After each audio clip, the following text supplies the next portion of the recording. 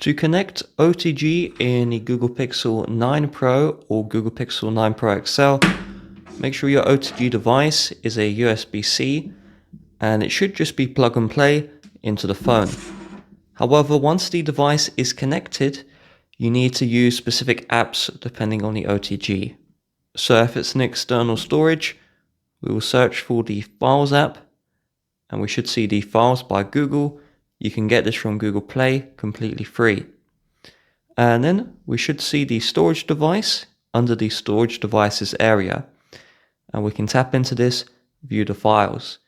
Sometimes your storage device isn't recognized. So if you do have a storage device, you just open settings. Then you're going to select the storage option. Then you're going to tap on this device. And even if you don't see your storage in the Files app, you should see it here. And then you tap the triple dots and there'd be a format option.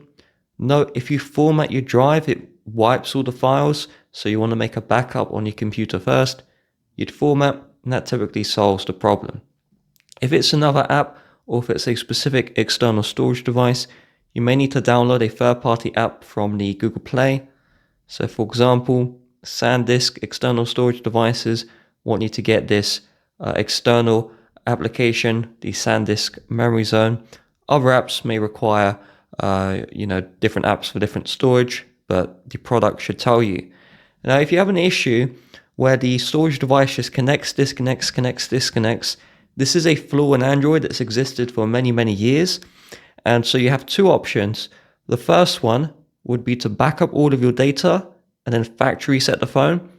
I know that's not great, but that is typically what solves the problem. The second fix, which is a temporary fix, is first I will eject the storage device. And if you charge your phone to 100%, then restart the phone while the phone's plugged in, that typically fixes the storage device connecting or disconnecting, but it's only a temporary fix.